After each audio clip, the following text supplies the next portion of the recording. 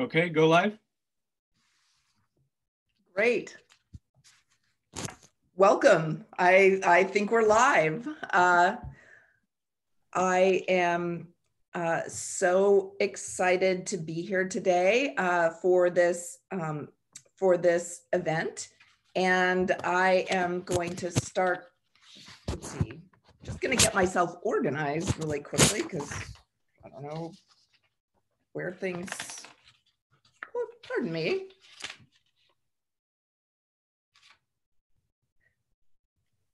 So we are going to be on, pardon me, I'm so sorry. Why don't we, I'm basically doing an introduction of our town hall here today, where we are so fortunate to be here to talk to you about issues that are facing our state, our nation really, but our state. And we have such an opportunity here to hear from our representatives at the federal level with Congressman Earl Blumenauer, and at the state level with Senator Ginny Burdick. And then we'll hear from me at the local level. I'm your county commissioner, Sharon Meieran, and from Multnomah County. And it'll be great to hear from everyone, answer some questions. And I'm going to first turn this over to, we have a wonderful moderator, Danny Ledesma, who works with Portland Public Schools.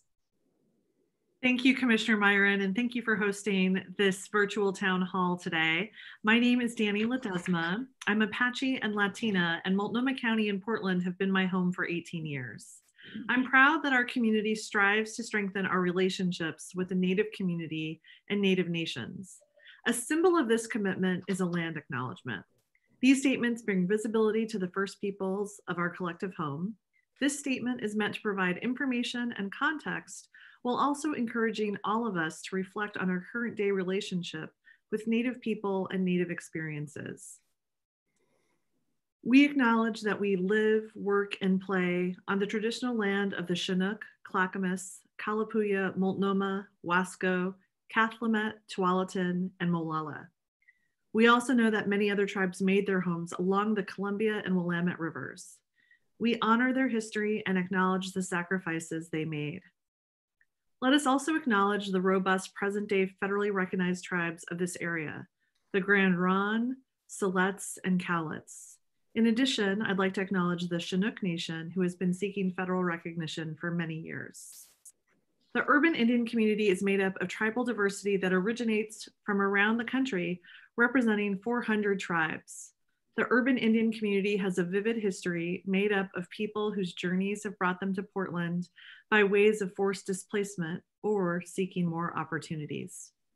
Today, these tribes and communities celebrate their heritage, showing resilience and tenacity that would be greatly admired by their ancestors.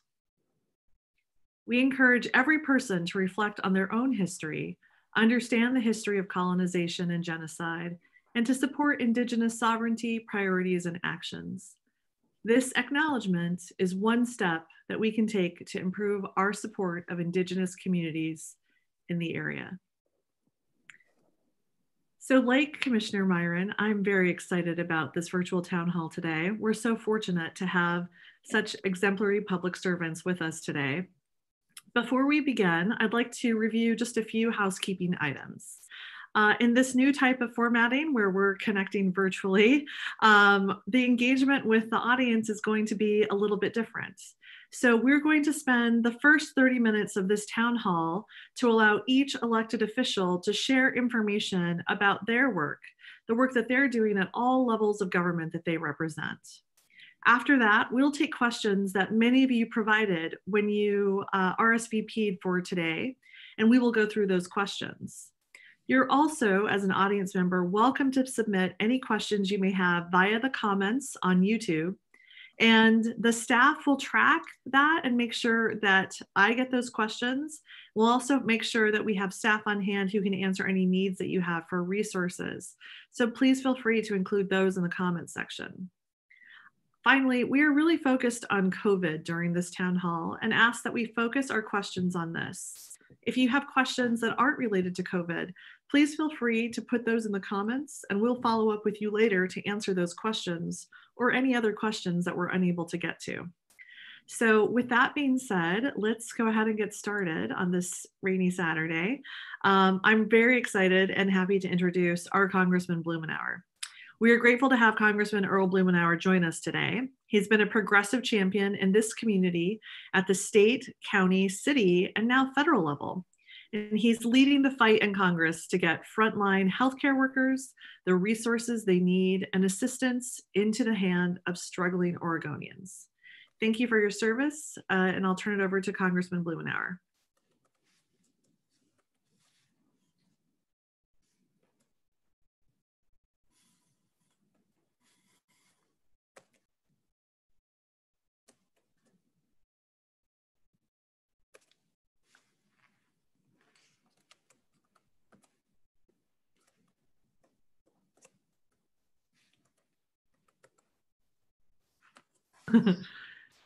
So I'm going to turn it over to Congressman Blumenauer.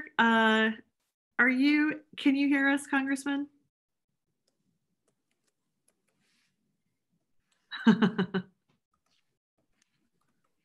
All right.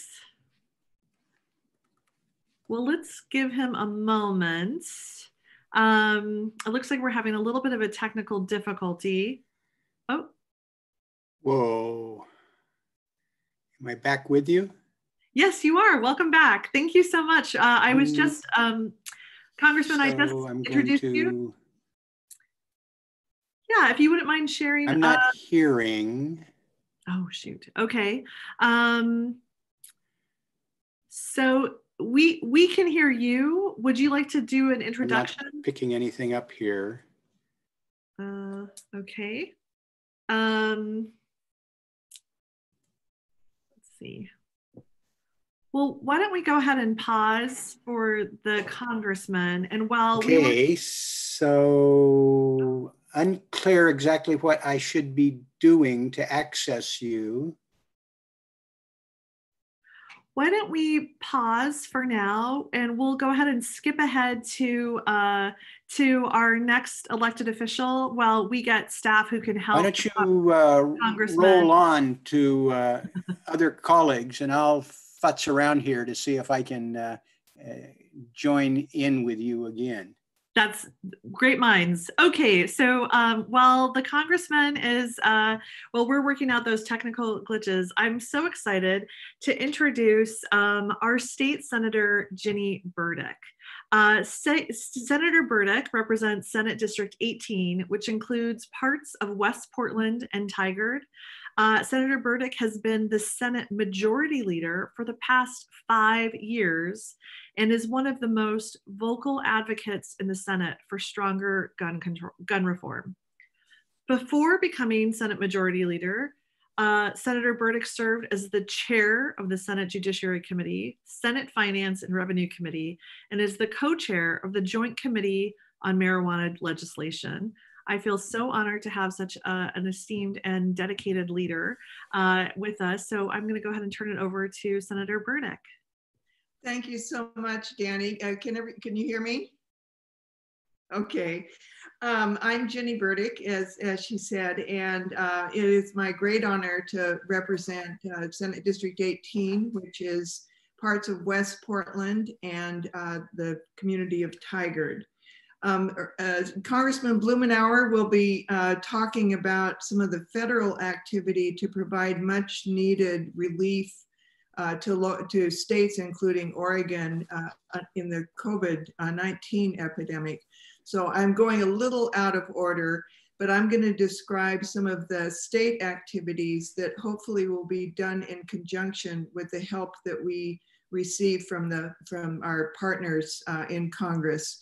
And I might just say that Congressman Blumenauer is one of the strongest partners we could ever hope for in Congress. He has been just a real champion for Oregon and for our livability in Oregon. And we just are so fortunate to have him representing us.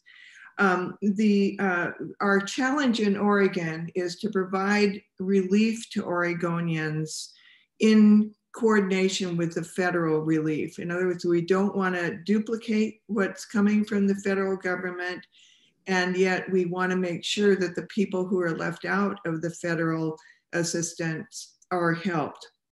It's been a little difficult because the guidelines have been a little slow in coming from the federal government. So we want to make sure we're not spending money that we'll have to pay back.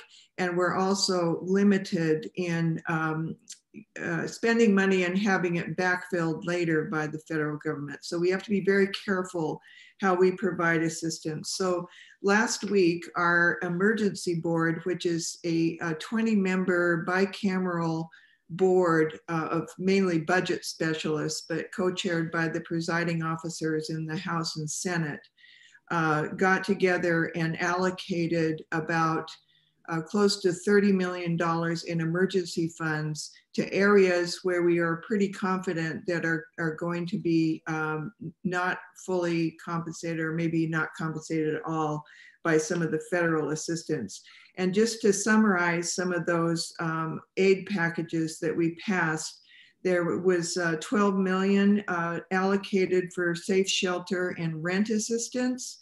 3.5 million of that is for safe shelter and social distancing alternatives for vulnerable populations, such as individuals experiencing unsheltered homelessness and farm workers. And 8.5 million for rent assistance for individuals who've lost income due to the pandemic. There is a 10 million allocation for small business assistance. We've all heard of the small business allocations at the federal level and some of the problems that have been there. The Oregon assistance will go to very small businesses with no more than 25 employees that are impacted by the pandemic restrictions and have not received support from the Federal CARES Act. There's an Oregon Worker Relief Fund, $10 million allocated for that. This is a very important fund because this serves a population that is completely left out of the CARES Act. And what it is it's a community-based wage assistance program for laid off workers who do not qualify for unemployment benefits due to their immigration status or other factors. And then we have another allocation, very important, for domestic violence housing support, $2 million for that. And this is emergency housing for victims of domestic and sexual violence. We'll be talking more about that later, but this is a very dangerous time for domestic violence with the stresses and isolation of the pandemic. There's another 3.5 million almost for long-term care worker training and testing. And so these are very important program areas where we'll be able to get money out the door very quickly for people who are desperately in need because of the COVID-19 epidemic. And so I will stop my comments there, hopefully address some of these issues more fully when we get into the question and answer. But again, just want to thank Congressman Blumenauer and Commissioner Meieran for letting me join their very, very competent company on this town hall. Thank you, Senator Burdick. We're going to go ahead and introduce Multnomah County Commissioner Sharon Meieran.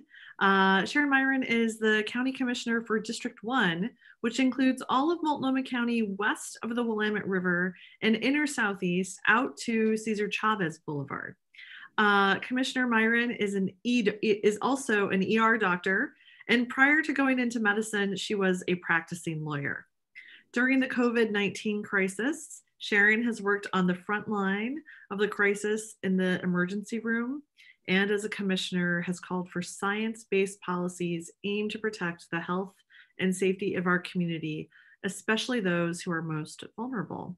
We're very fortunate to have such a multi-talented leader in Multnomah County. And so we're going to turn it over to Commissioner Meieran. Thank you so much, Danny. And thank you also so much to Representative Blumenauer and Senator Burdick. I think I just so appreciate your advocacy and support for response and recovery at the state and federal levels. You're there fighting for us every day. And so I just first wanted to briefly describe the county's role generally. A lot of people don't actually know what Multnomah County does, what county government in general does, and then specifically during the COVID crisis, because these things, we're so directly intertwined with this work. And I like to say that the county is truly the heart and soul of local government. We provide essential services to the nearly 250,000 of our community members who don't earn enough income to meet their basic needs. These services include healthcare, help for seniors and people with disabilities, support for survivors of domestic violence, housing for homeless families, and so much more. The county also serves as our local public health authority, giving us a broad authority to act in the interest of public health in our community. The county's roles as the local public health authority and as a primary service net provider, safety net service provider, are both especially important during these challenging times. As the local public health authority, the county plays a very important leadership role in coordinating responses. We communicate with partners in the public, and we mobilize much of the on-the-ground response to a public health crisis. And in addition to the specific functions of a local public health authority, Multnomah County has also taken the lead on developing a regional COVID-19 data dashboard and has convened health equity experts to understand and address the disproportionate impact of COVID-19 on Black, Indigenous, and other people of color. And as our community's safety net, all of the needs that we meet and services we provide don't become less important in a public health crisis. In fact, many of them become even more essential. And so many of the disparities that exist at baseline become highlighted and exacerbated. So one example would be, the county provides homeless services to our houseless residents. And I am very proud of the county's quick and proactive response to the needs of houseless individuals. We moved really fast to set up additional shelters and medical motel programs so that the people served in our shelter system could maintain safe distancing. We significantly ramped up our outreach.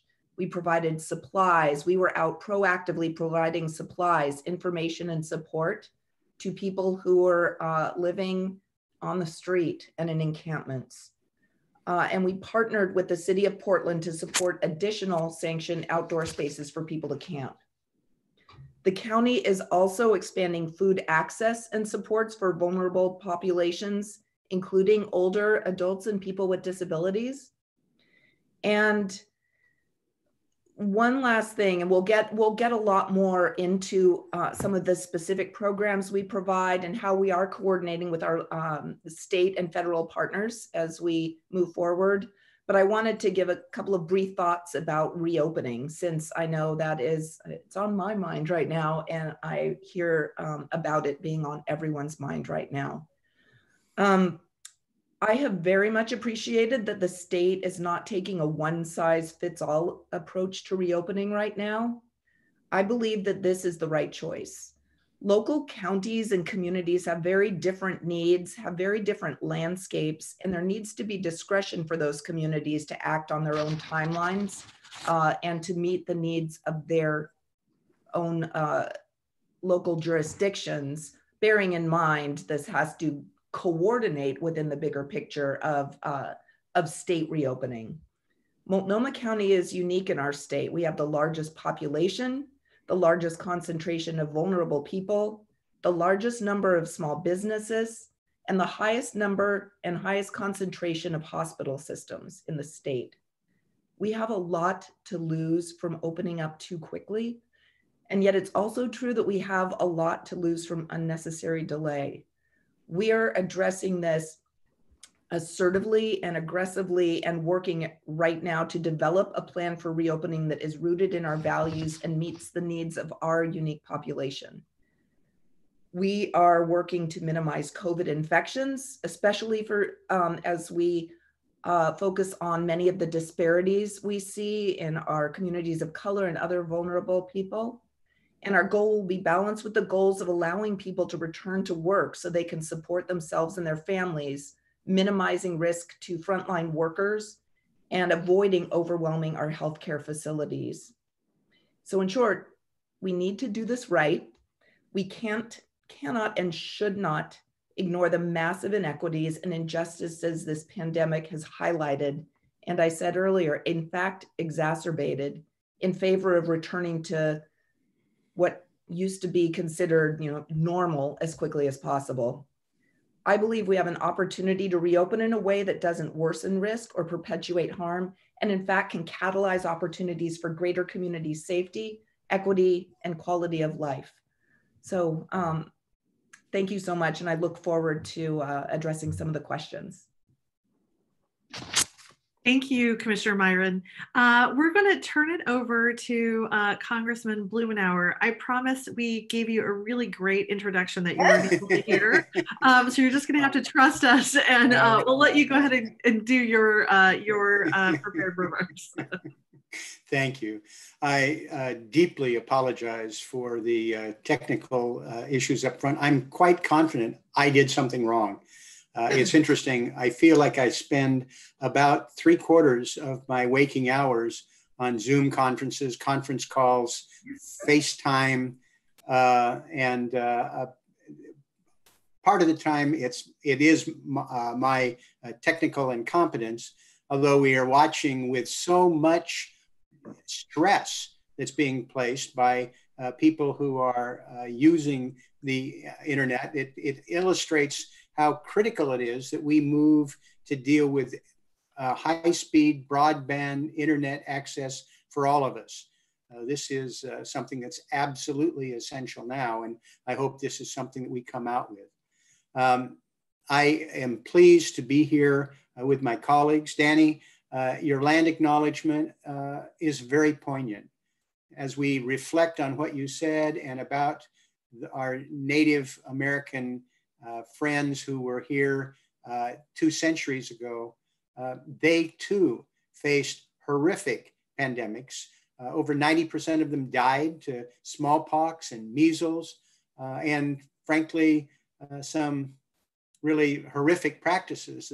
We had our own trail of tears, forcing Native Americans down in the Coos County area to march up the coast.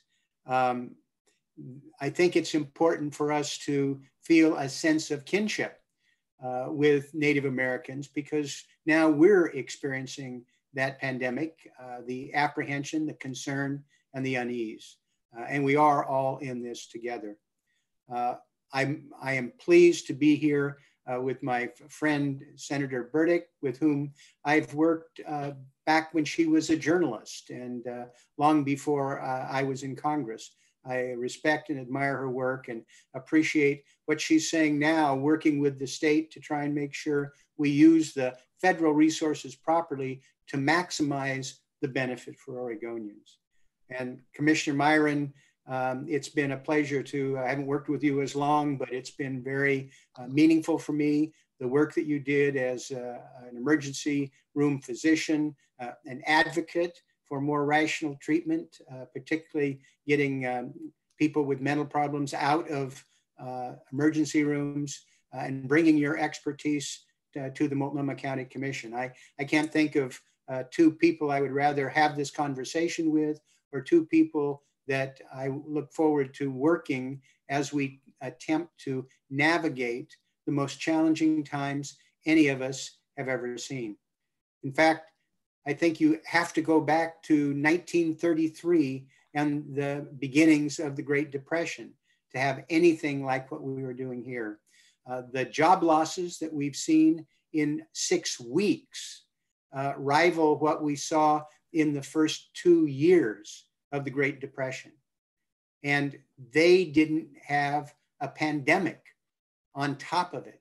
So these are extraordinary times. We've seen nothing like it, and it requires the same sort of approach that we took back during the Depression and World War II to mobilize and defeat the challenges that we face.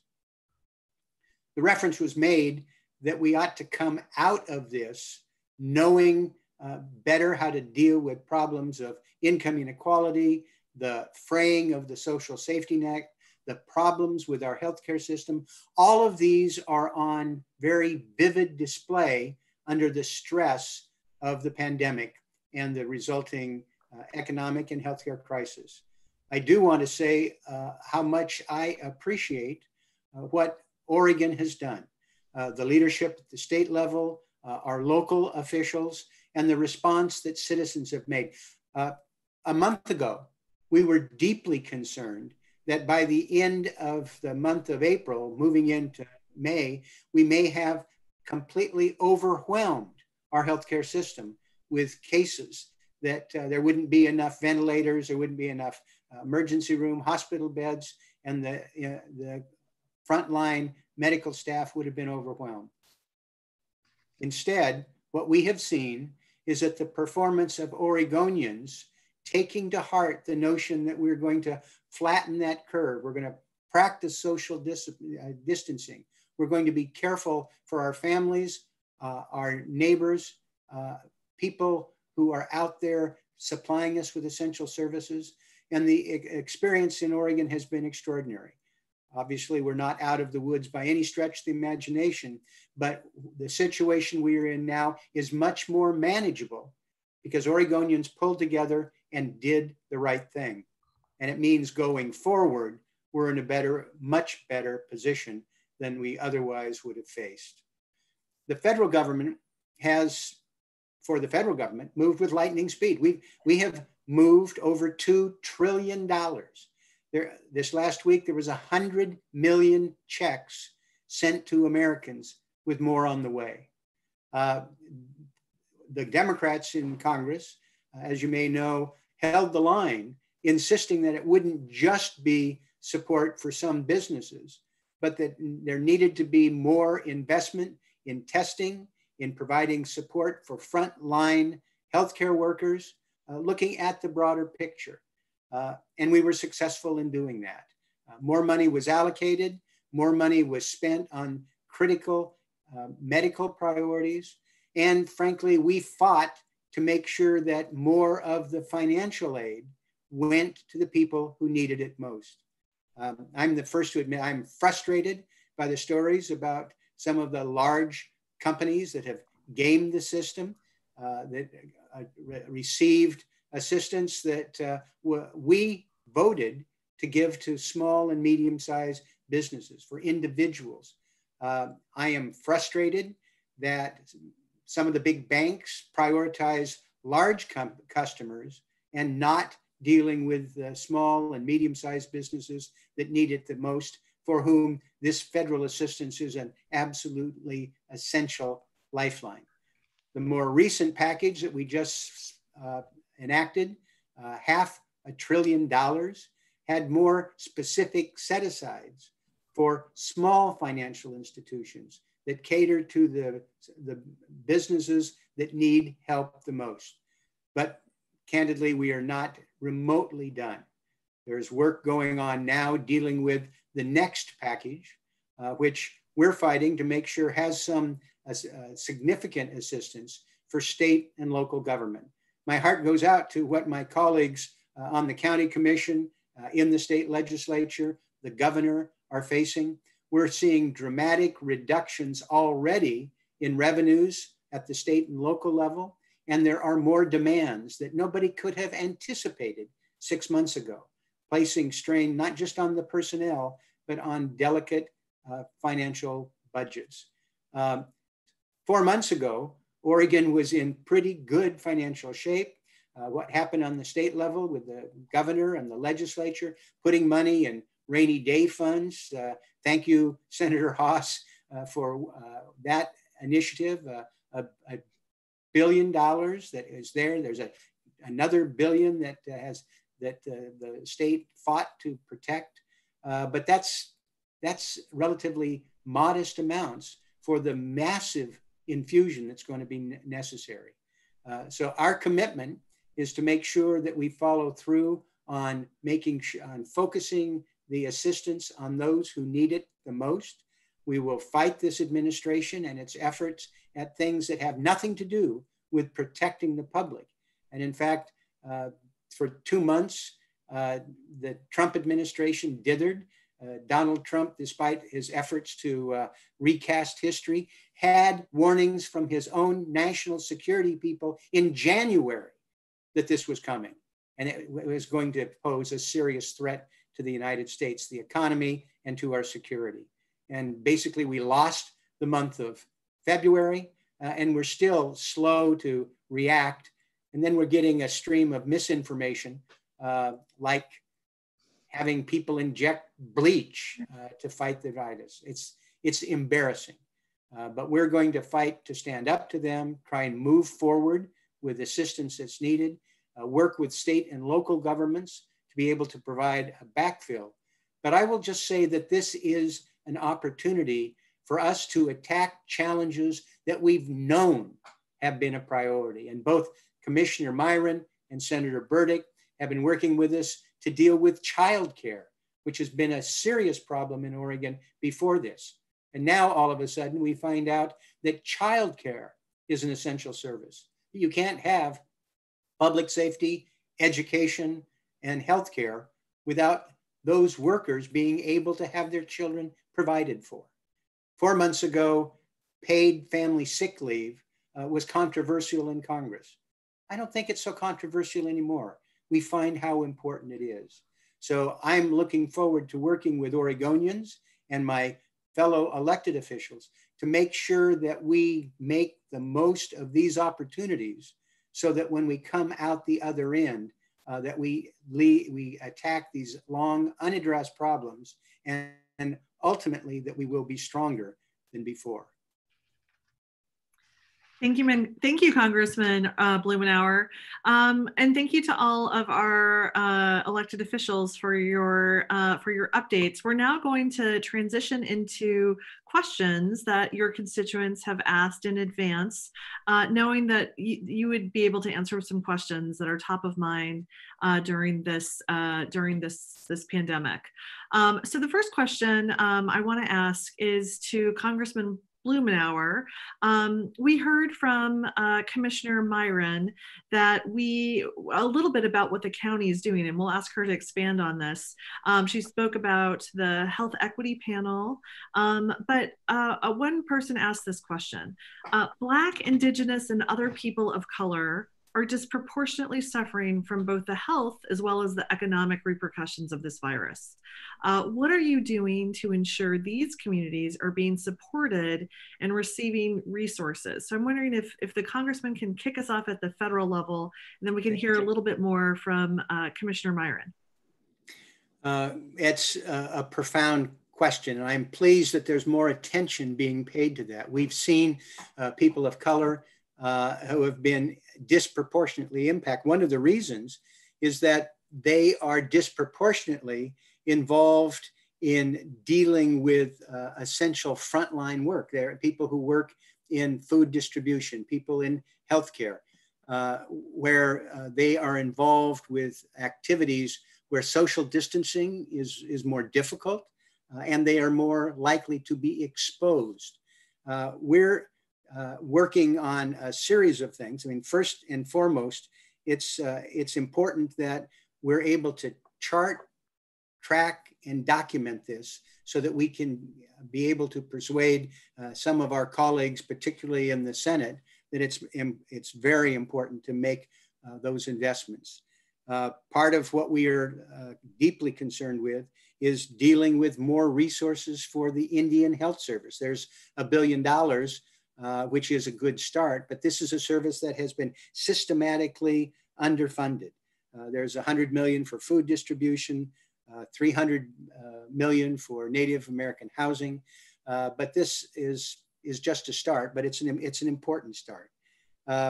It's important that in the CARES Act that there is some money that is targeted for local minority-owned businesses that suffer the lack of access to some of the larger banks and financial institutions.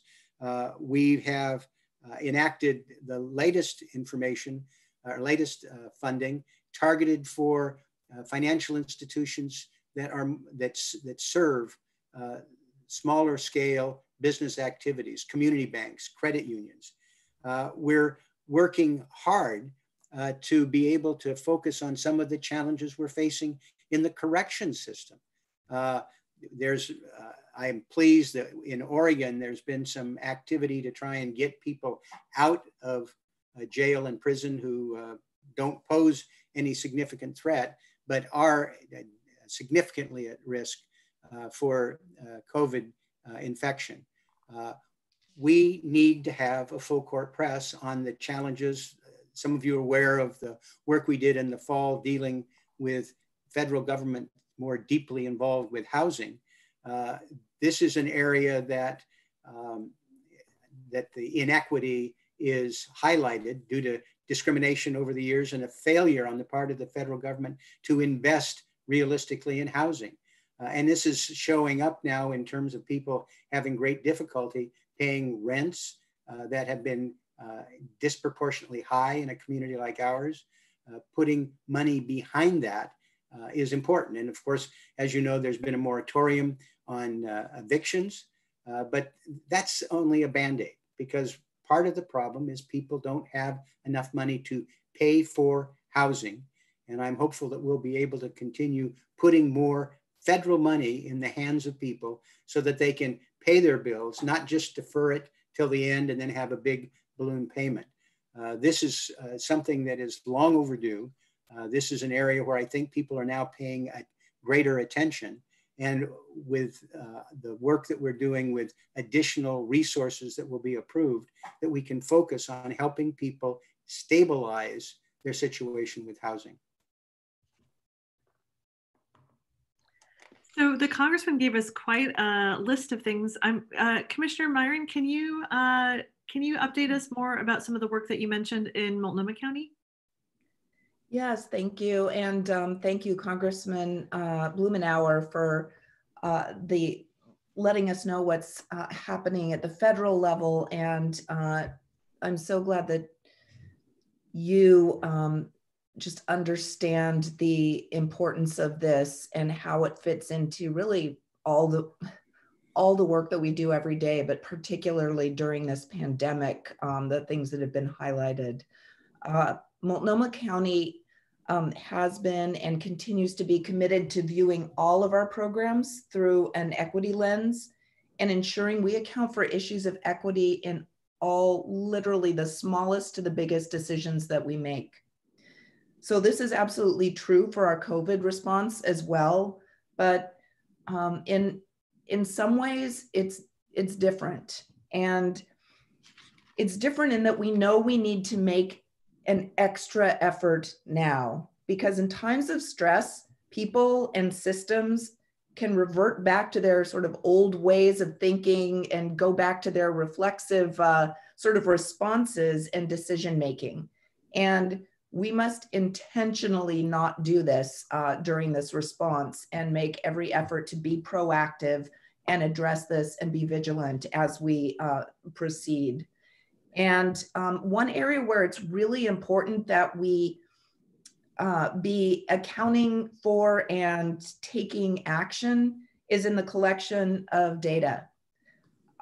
We are collecting demographic data through the county's data dashboard, which is a visual tool for looking at COVID cases. And a lot of the data that's collected is often incomplete because medical providers, some of the commercial testing groups often don't collect data about race and ethnicity with respect to COVID cases. Also in terms of the hospitalizations and deaths that are occurring. So it's really hard to get an accurate picture of what's happening when that's the case. But we do know from the data we collect in Multnomah County, and that we're advocating for collecting throughout the state and nationally, are that Black, Indigenous, and other people of color represent 40% of COVID-19 cases, confirmed cases, despite comprising only 30% of residents. Latinx and Asian American residents appear more likely to be hospitalized from the virus. And many of these residents reported significant underlying health conditions.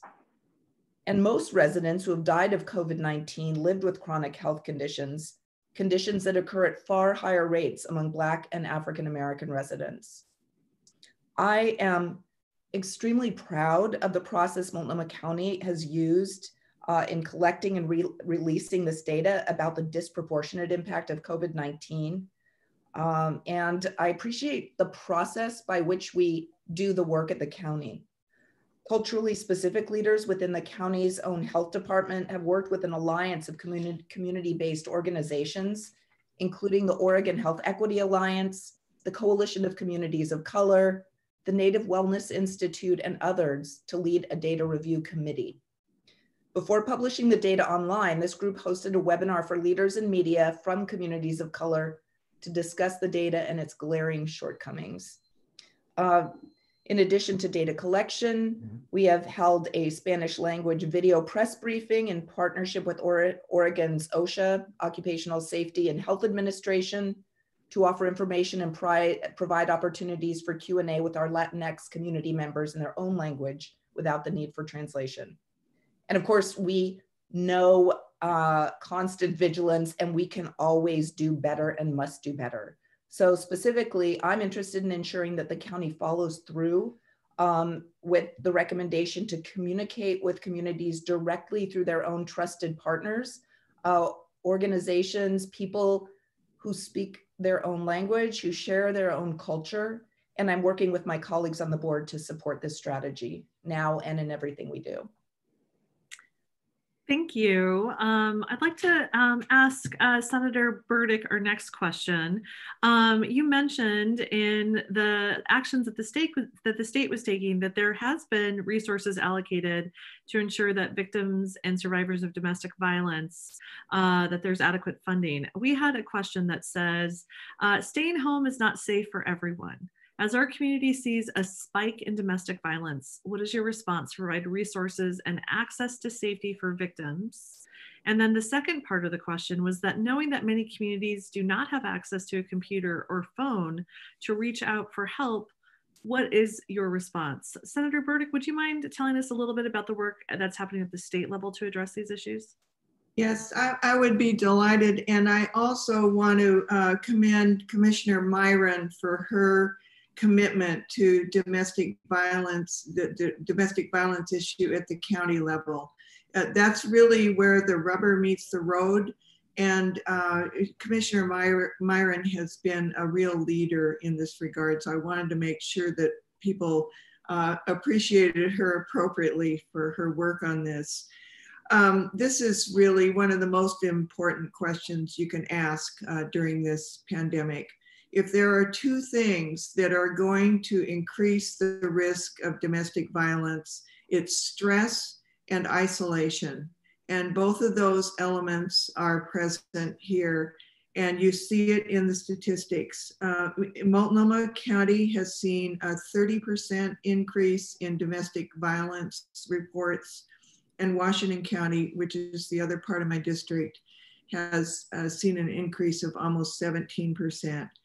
But what's perhaps even more disturbing is the fact that child abuse reports have actually gone down. And there is no evidence whatsoever that child abuse has gone down. And what happens is with the closure of the schools, we have lost an important pool of mandatory reporters. That's often where child abuse is discovered, is through the mandatory reporting system, with counselors and teachers and even janitors in schools reporting abuse things. So we have a very serious problem out there. I'm putting out from my office a regular newsletter once or twice a week. And in that newsletter, I have a comprehensive list of domestic violence resources at the county and state level. There's a hotline. The National Domestic Violence Hotline is 1-800-799-SAFE. And the problem is, in the actual situations, people can be kept away from reporting. They can be kept away from their computers. It's a very serious problem. There are a lot of resources out there. But I think it's also important, we all hear during this pandemic that we have to watch out for our elderly neighbors and, make sure that people are getting the right kind of food and service that they need during this pandemic when it's too risky for them to go out. Well, the same thing applies in terms of watching out for your neighbors who might be at risk for domestic violence. We all need to be vigilant. If we have friends who we know are at risk, we need to be extra vigilant in reaching out to them, because the isolation it literally can be deadly. And if you combine that with the sudden increase in gun sales after the pandemic appeared, it's a very dangerous combination. So I do encourage people who are listening to this to sign up for my newsletter. It's COVID only, but it's heavily focused on domestic violence resources. And I'm glad this question was asked. Thank you. Thank you. That's very helpful. I want to turn over to the coronavirus itself. And according to a question that was asked is, according to most authorities that we're hearing from, the way forward, or the way back towards more health, really depends on testing. So Congressman Blumenauer, what is the federal government doing to ensure that there are enough tests for all of the states? Well, this has been a priority of our leadership from the beginning. This is one of the reasons that the initial legislation was delayed, because we insisted that there be more resources for testing. It is frustrating that we don't have a national strategy dealing with this, that the federal government hasn't stepped in, hasn't been able to deal with the necessary supplies that would make a difference for states across the country. It's frustrating that the federal government, in effect, had the states compete with one another for medical equipment and supplies, not having them allocated on a rational, thoughtful, nonpartisan basis. But that has been a top priority of ours. Speaker Pelosi has this mantra, testing, testing, testing, that has guided our fighting on this. We're going to have to dramatically increase the scale of testing. We had a fascinating meeting last week on telephone conference call with Bill and Melinda Gates, who have been on the forefront of this for decades. And while not actually naming Trump by name, it was quite clear that they were highlighting the failures that the federal government has done in terms of taking this seriously and moving on it, and then sending messages. Our commitment is more money, more testing, focusing on an equitable allocation, and then hopefully fighting the Trump administration on the oversight of these resources. It's not fair that we have 50 individual states that are kind of going on their own trying to make their own path, have their own separate initiatives for supplies, competing against one another. And in some cases, we've got some real charlatans out there with testing regimes. And then last but not least, we get conflicting information from out of the White House, which makes all our jobs harder. But we're committed to resources, to focusing on testing, protecting the role of science, and trying to enhance the partnership with state and local while we try and get the federal government to assume its role. Thank you. Commissioner Meieran, when can Multnomah County expect to see tests available at all of the Multnomah County health clinics? Well, just testing in general is something that is, as the Congressman has pointed out, so absolutely essential in addressing every single aspect of this crisis. And it has been devastating the way the federal government, the federal administration has approached the testing situation from the get-go. And as an ER doctor, this is something I've advocated for very early on. And what we've needed to do is at the state and local level, pick up that slack to the extent that we can, because it is this hodgepodge of 50 states doing it. We still do need to, I feel, do better in coordinating across the state and including commercial testing groups and collecting data, especially from the commercial testing organizations. As I talked about earlier, that data is essential to what we can do to move forward. In Multnomah County, our integrated clinical services at our county clinics are providing the COVID-19 testing to clinic patients when it's basically to any patient when it's recommended by a provider. And anyone is eligible to become a patient in the county, and any patient for whom the provider requests the testing can get the test at no cost. And if you have insurance, we'll bill the insurance. And we have 5 clinics that continue to see patients in person, and COVID tests are available at each of those. So we have our East County Clinic, our Mid-County Clinic, our Health Services Center, our Northeast Clinic, and Park Rose Student Health Center.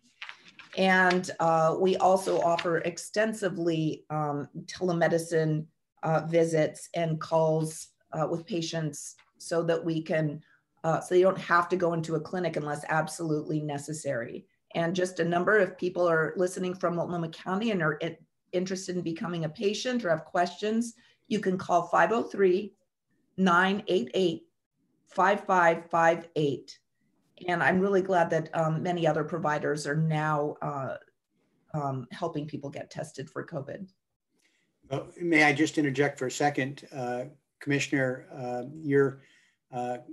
I appreciate your reference to what the county is doing, and the fact that we have opportunities for people to be able to engage with the clinics, to do so online or over the phone, to be able to make sure that we are targeting the testing where it is most needed. This is part of what we've all done by helping flatten that curve and not overwhelming the healthcare system.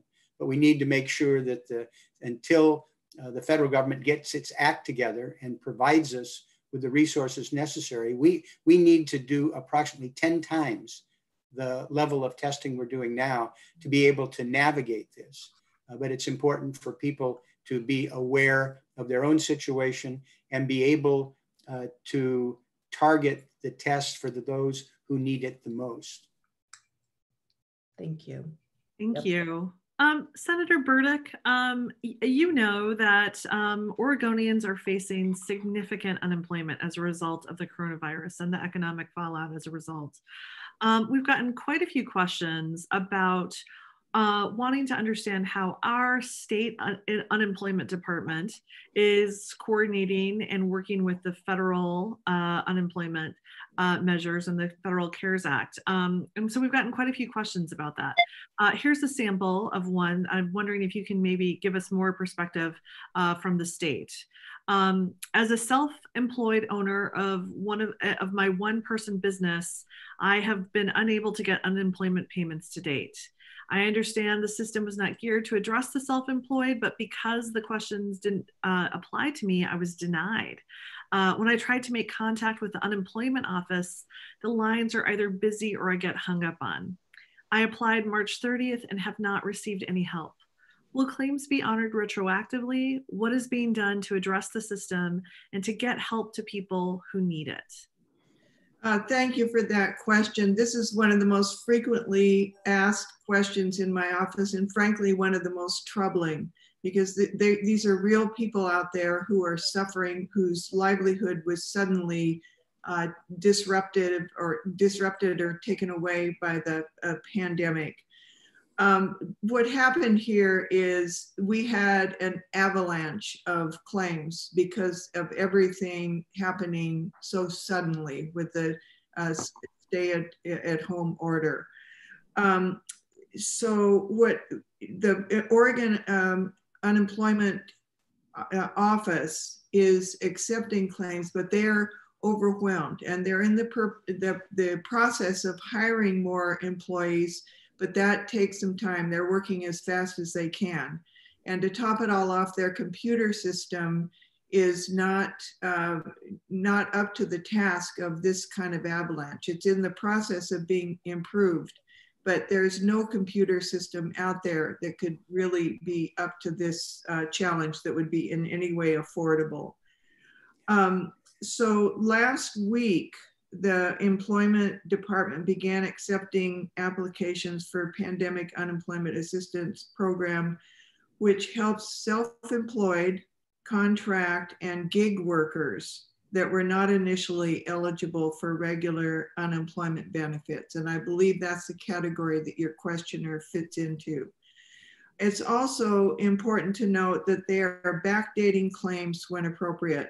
This means that if you have trouble reaching their office, which most people are these days, you won't lose out on your past benefits as they are catching up on processing claims.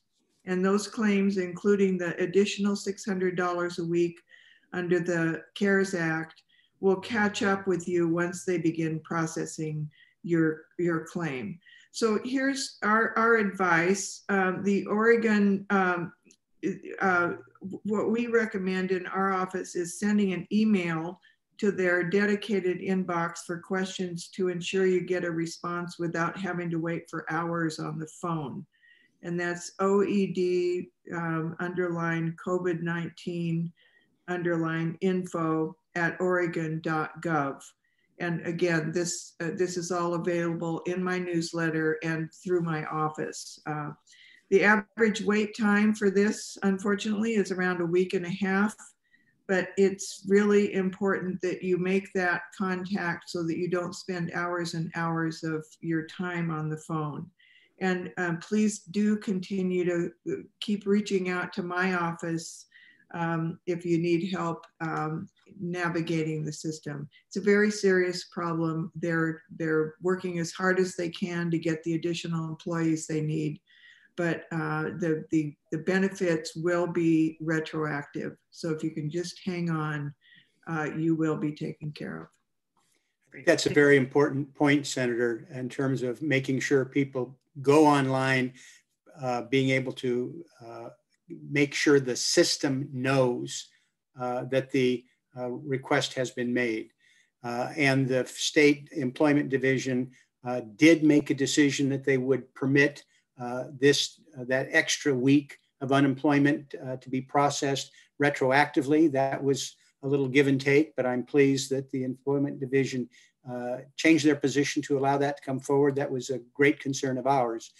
We have invested more money to try and help state programs be able to upgrade. There was one day, I think last week, where they received more claims than they had in the entire previous year. I appreciate the state hiring more people, but it is important that people stick with it. and know that these are going to be paid retroactively. We wish it would happen sooner, but people, as long as they stick with it, will get what they want ultimately. Thank you for adding that, Congressman. Thank you. And Congressman, I wanted to ask you a question. So, well, many of these processes occur electronically. There have been quite a few questions about folks who are anxious about receiving their stimulus payments via the mail. And as you know, in Oregon, we're about to we're in an election process right now, and our elections are handled through the mail to great efficiency and to a great service to our democracy here in Oregon. So we have a question about what can you, as our elected official, but also what can we as citizens do to ensure that the Postal Service continues to run effectively during the pandemic? That is a terrific question and is more important now than ever. You're right. We are in the midst of an election in the midst of the pandemic crisis. We saw what happened in Wisconsin, where 150 polling places, I think it was, in the city of Milwaukee, they were only able to have 5. Long lines, people literally risking their lives to vote is outrageous. Donald Trump is against vote by mail, but of course he voted absentee in Florida. We are fighting on several levels. One, we have, as part of what we are proposing in the next round of federal legislation, is more resources for states to protect the election process and to promote vote by mail. The post office is the most beloved service of the federal government. We have almost 2/3 of a million employees who, through rain, storm, sleet, dark of night, are making their appointed rounds. And during this pandemic, more people are dependent than ever. Difficulty in going out to pharmacy. People are doing online shopping. Those connections with family and friends through the mail. And if there's some new guidance, for example, in terms of how to deal with the pandemic, the post office has the ability to put that information in the hands of everybody across the country in a matter of hours. This is a precious resource. We've been fighting to make sure that it has the money that it needs to continue. It's no secret that there are some people that have waged a war against the post office. They want to privatize it. They want to turn it over to private business, not have these federal employees providing this service. More recently, we saw what can only be described as an act of sabotage by Republicans in 2006 to require the post office to pay health care and retirement benefits for employees that haven't even been born yet. No company, no government, nobody in America is required to do that. And it has artificially driven up the financial stress on the post office. It is important for individuals to speak out and add their voice. This is a priority for us to protect the post office and give it the money that it needed. The post office has been affected like every other major organization. And they sought, and it was reasonable for them to have in the neighborhood of $90 billion to be able to weather this storm and to be able to deliver these services that are so important to everyday Americans. The Trump administration cut that back to $10 billion. And if they have their way, it may be actually facing closure for financial reasons by the end of the year. This needs to be top of mind. It needs to be something that every American adds their voice, works with the networks, the contacts they have, social media, the work they do with family and friends, businesses that rely on this, we need to have a groundswell of support for the most popular federal service, the post office, and make sure we don't starve it or abuse it, and it's there when we need it. Thank you. I'm going to turn it over to our resident doctor, Commissioner Meieran. I'm wondering if you can tell us from, as the public health authority in Multnomah County, is there anything being done around contact tracing? And can you give us a little bit more about what we're doing to prepare for a second wave? And, you know, given a lot of the misinformation that we're hearing, unfortunately, sometimes, you know, from our president, what do you think is the best way to access guidance and stay safe for Multnomah County residents? I'm not muted. This is such an important question and such an important issue that it is going to be essential to address as we move toward a phased reopening across the state. And Governor Brown announced a set of plans and some guidance to anticipate reopening and prepare for and ideally prevent a potential second wave that could come with incremental easing of physical distancing measures. And these plans include dramatically increasing contact tracing. The current estimate is that at the state level, we need 600 more public health staffs to support what is called, quote, sort of active surveillance. And that's where we identify many more cases through increased testing, and we stay in regular contact with people who've been diagnosed with COVID-19 and the people they come in close contact with. And I should say as well that the Oregon Health Authority has been very clear that broader testing and contact tracing must begin prior to easing physical distancing measures. And so, of course, this is top of my mind for myself as a physician and as a commissioner with the local public health authority as we are anticipating what we need to do.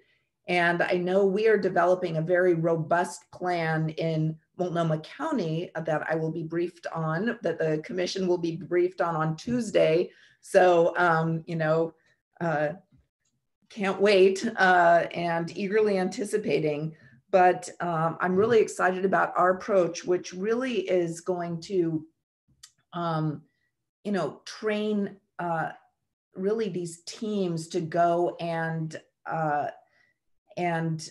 investigate and trace contacts using all kinds of resources. I know that medical students can be a really great source, and other healthcare providers and other students in this effort and getting the training. So we need to be deploying teams in order to do this as robustly as possible.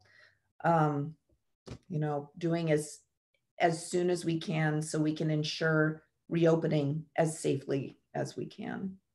That is an area that I am hopeful that we're going to be able to provide extra resources for you. We have a lot of people now who suddenly are out of work. We have others who, you mentioned students whose future may be a little uncertain in the months ahead. Having a more aggressive and effective tracing program coupled with the testing that we need to do is the key to be able to reopen the economy safely. I don't want to be unduly pessimistic, but I am certain that we're going to be in the midst of this over the course of the next year. And unless and until we get a vaccine and can be able to deploy it, we're going to need to be able to stay on top of this. We need to make sure that we can provide the resources for people who actually are positive and be able to trace those who've been infected. This is the key to being able to have a wider opening of the economy and doing it safely without a risk of another wave of infections and hospitalizations. So I am confident that we'll be fighting, at least in the House, to have more resources to support the testing, more resources for the tracing, and hopefully the patience to do this right. And can I just say thank you so much, Congressman Blumenauer, for that. Just appreciate your working to make that happen at the federal level. And just to emphasize that unless we do this right, I know everyone just desperately wants to get back to some semblance of normalcy. I myself deeply want that. But unless we do it right and have the robust testing and contact tracing in place, we will see another wave, and it will just further devastate the economy, not to mention risks lives as well, and prolong the economic challenges that we're seeing. We need to do it right. Can I just inject one other item here? Because you hit a chord with me. I mean, I'm looking, Senator Burdick, at what you're facing coming up with a collapse of revenue streams for the state and much greater needs that could not have been anticipated 6 or 8 months ago. We are in a situation where some people will say, well, you're spending an awful lot of money, $3-4 trillion. You're spending lots of money in terms of trying to rescue some of these populations, handing out rebate checks and enhanced unemployment. But I feel from the bottom of my heart that these are resources that are spent to avoid a larger collapse. If we can't help you at the state and local level, and you're seeing cutbacks at essential services, that's more cost to the state and local government. It's more unemployment. It's going to dig a deeper hole. It's going to take longer to get out, and there's going to be more damage. Spending time and money up front to help you is actually going to save the federal government money in the long run and avoid the pain and agony of unnecessary unemployment and damage to services. So my heart goes out to what you're facing, but I hope that we can make the case to our fellow citizens that doing this right is going to avoid pain, suffering, unemployment, and economic damage 2 and 3 years from now. Well, I really appreciate that, Congressman, and I agree with you strongly, and so does the Nobel Prize-winning economist Paul Krugman, in talking about this quite a bit. And the data is there that you have to make these investments up front, or you're going to be dragged out into just a devastating recession or depression. So thank you for that. And Senator Burdick, I want to ask you a question, because I feel like at the state level, you're really sort of like at the nexus of trying to do things right in a systematic way, while also trying to contend with folks who want to just get back to a sense of normalcy. And I know you appreciate Oregon's beauty avidly. And we have a question about park access. So someone wrote, some of us have to be out in nature for our mental health. We are suffering from the blanket closure of almost every hiking space within hours of driving. Washington is opening its public land next week. When can we expect Oregon to do the same? I think this kind of is one of those examples that we're, this is government in action, right? Actually, that question could have been written by me. I am an adamant walker. One of my very favorite walking routes that I do regularly with one of my Senate colleagues is Tryon State Park, which is just a beautiful area. It is now closed. This is very hard to explain to people. You're talking about the great outdoors. You're not talking about a confined area. But what the experience was in the early days of the stay-at-home order is people flocked, in this particular case, to state parks at the beach.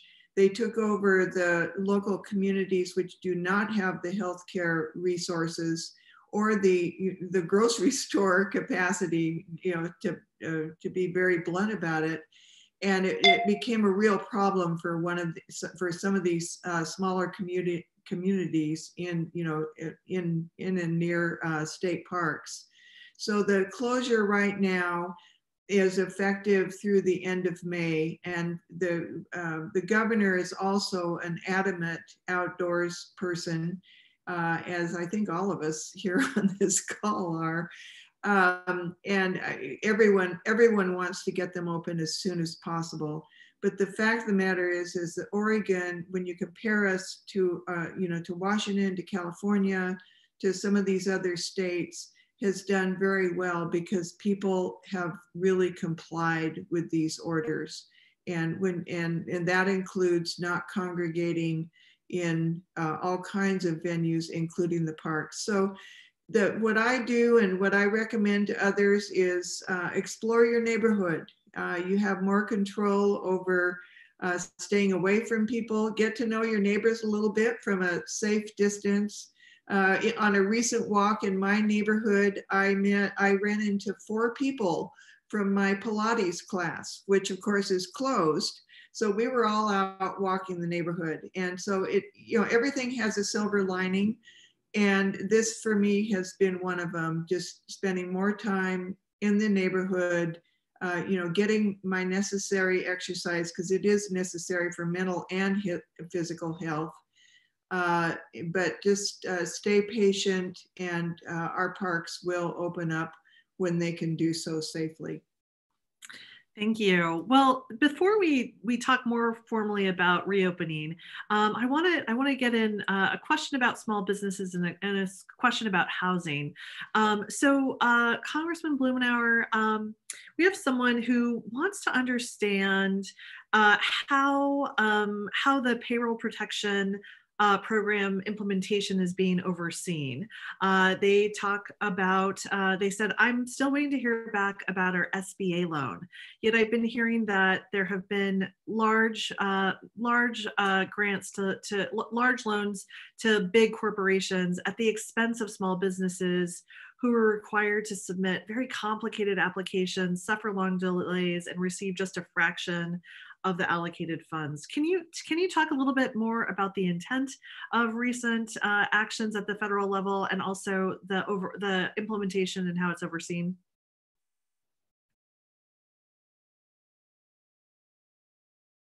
I have to be careful that I just don't betray my frustration. This has been mind-numbing. As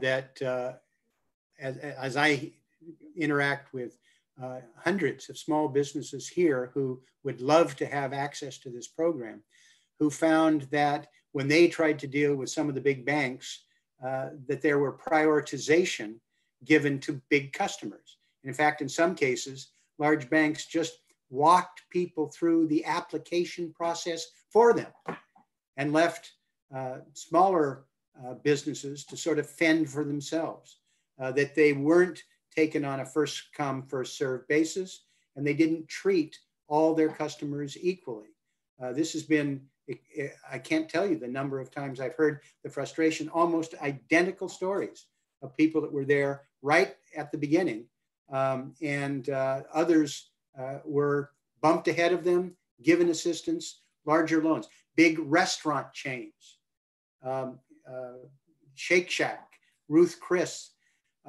It's something that just drives us crazy. Part of it is that we have partners in the Senate with the Republican leadership that have much different priorities. They dropped into the last bill something that none of us knew about. You have this massive bill that's moving. We're under the gun to try and get approval so that we can get the money out the door that was completely exhausted. And they dropped in a tax break for the wealthiest of people. People have to have $1 million before they qualified for this extra tax break.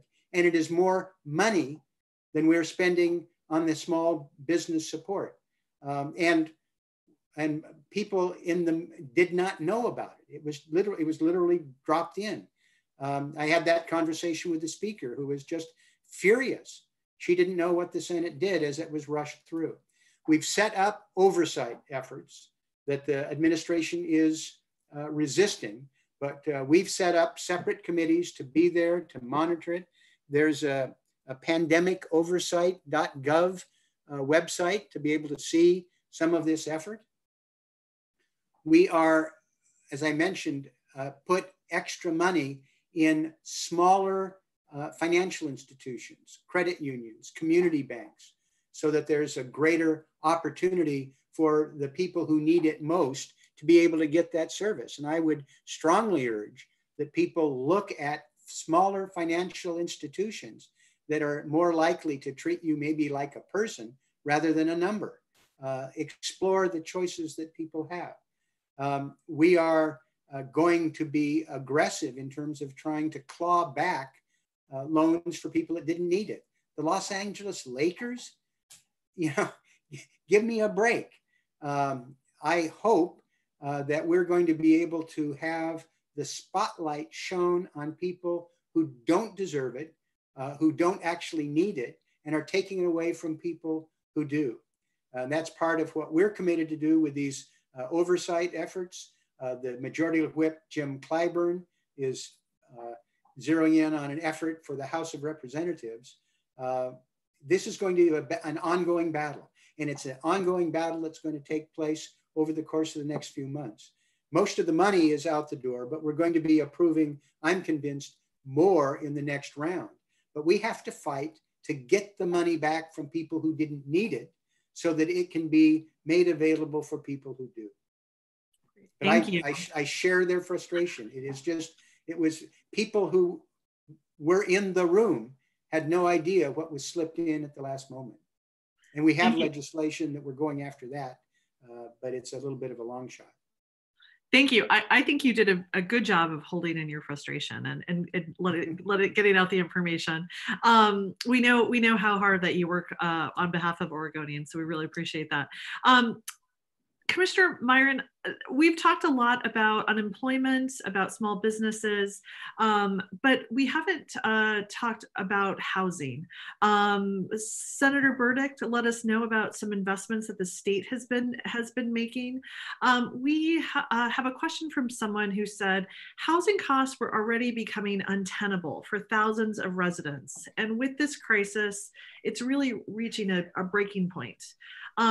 Given the amount of unemployment in the state, particularly for service and customer service workers, what do you support a moratorium on rent, mortgages, and utilities? And maybe you could tell us a little bit more about what Multnomah County has already done to align with some of the state's investments. Yes, I deeply appreciate that question. And the short answer is yes. Avidly support a moratorium on rent, mortgages, and utilities. Early on in this pandemic, March 17th, Multnomah County announced a temporary moratorium on residential evictions for non-payment of rent due to wage loss resulting from COVID-19. I was very supportive of this decision. I also understand that many utilities, including some internet and phone carriers, have suspended late payment fees and disconnections if you can't pay your bill. I believe these measures are absolutely essential right now to make sure people don't lose their housing. But they also need to be paired with strong financial assistance programs. It's also interconnected, and economic stimulus payments and expanded unemployment eligibility are necessary, but they are not likely sufficient to help people meet their needs. And there are many landlords, especially smaller businesses and single unit owners who depend on rental income to make their own ends meet. So deferral of rent payments may have significant impact on their financial stability. It is such a complex ecosystem. And so the reality is many people are not going to be in a different financial position several months from now and would not be able to cover back rent. So We need a strong housing assistance program to help people cover back rent to ensure this public health crisis doesn't snowball into an even bigger housing crisis than what we're experiencing statewide already. And sort of along the lines of housing, it is really important that to note, as all of us have done throughout this conversation, this crisis has highlighted and exacerbated so many of the underlying gaps in our systems. And one is the need for our most vulnerable houseless residents who so often suffer from chronic, severe mental illness, substance use disorder, other underlying chronic conditions. And everything is being made worse during this crisis. We know the one thing that works to help with this particularly vulnerable group of folks is supportive housing. So that's deeply affordable housing with wraparound services. The need for this now during the crisis is dire. It is higher than at baseline. And even at baseline, local governments don't have the resources to meet the need that is out there. And I just want to let people know there is a ballot measure out there in the Tri-County region, a metro ballot measure that has been referred. I encourage people to go read this ballot measure, learn about the opportunities that it might provide to raise the revenue that we need to help this, like I said earlier, snowball into a crisis we really can't get out of. This is one of those few things that can actually potentially make a difference for our chronically homeless residents and for our larger housing needs. So just needed to put a plug in there. Thank you. Could I just elaborate briefly on what Sharon said? Having temporary moratoriums and forbearance help immediately, but as she said, it compounds over time. And one person's forbearance is another person's problem in terms of meeting their payroll, paying their taxes, keeping their property up. What needs to happen is money needs to be in the hands of people who can't afford housing. We're working with Congresswoman Jayapal, my colleague from Seattle, who is a sister of Sharon's colleague, Shushila, on legislation that would expand the Paycheck Protection Program to help people who need that assistance, putting more money in people's hands. There's been a great interest in a universal payment, kind of like a negative income tax, to be able to help the most troubled individuals to put cash in their pockets so they can pay their rent and pay their bills and not have it cascading. This is something the federal government should undertake. It should, in part, they're printing more money, but there are opportunities to raise money. I mentioned that outrageous hidden tax break. That's over $100 billion, which would go a long way to help stabilize some of the housing challenges that we face. There are things we can do.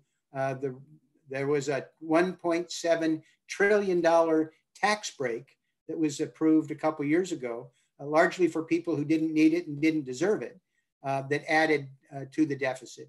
There are ways that we can address this, generate resources, and put money in the pockets of people who need it and can help keep businesses afloat and stabilize. If we can stabilize over the next few months, we can work our way through a bunch of this. I'm sorry, I just had to jump in there. Oh, that's okay. Thank you so much for jumping in. So this is, I'm going to ask you to do something that's impossible. I want to close us out really quickly with one last question about reopening. So if you could treat this like a lightning round where you're just packing in a lot of information into a very brief response.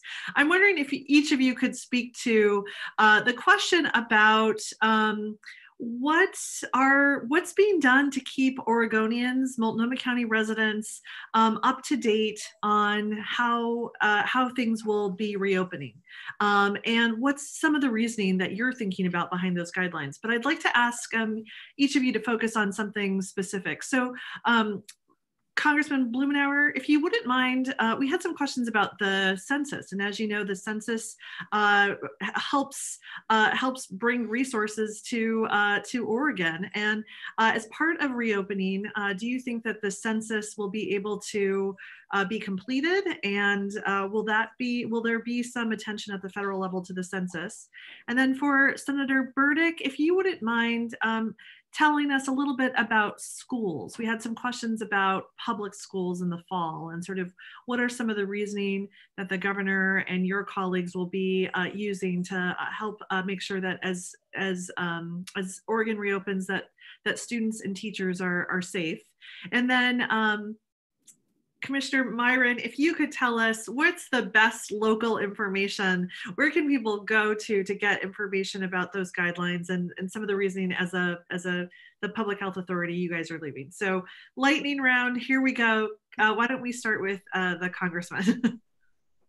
Well, there are very aggressive local efforts. The Multnomah County has been a part of it. There are citizen groups that are fighting to make sure that we count everybody in this community.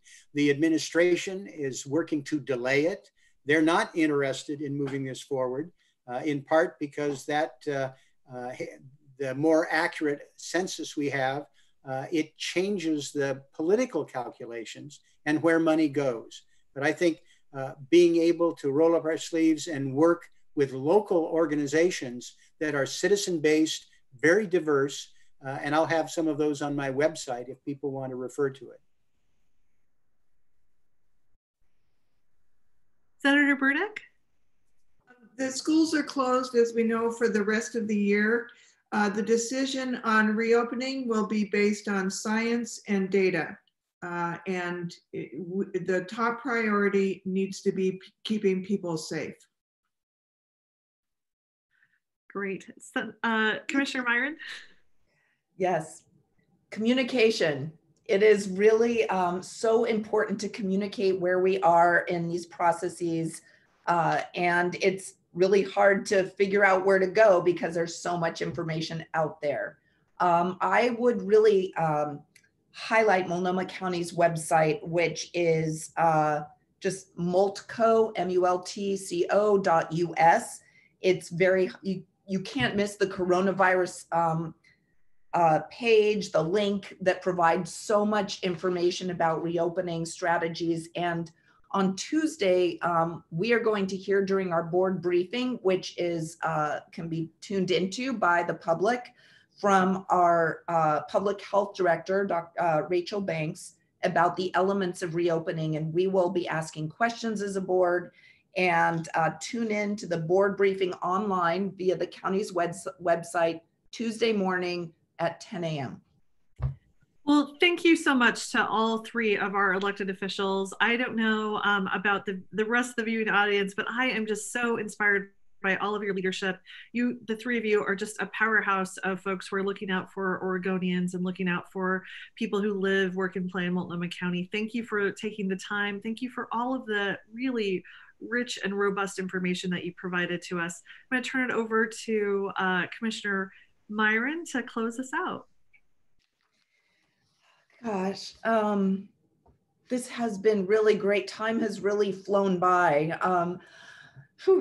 I want to thank everyone who has joined us today or sent a question in advance and has sent questions online. It's been a really challenging time. I want to acknowledge how hard this is. We know that the COVID crisis is creating significant challenges for us all, and it's health and it's safety. It's also financial stability, and the landscape is changing, seems like moment to moment. One of my top priorities as a commissioner is addressing our systems of mental health care, and all of our mental health and well-being is being impacted by this crisis at so many levels.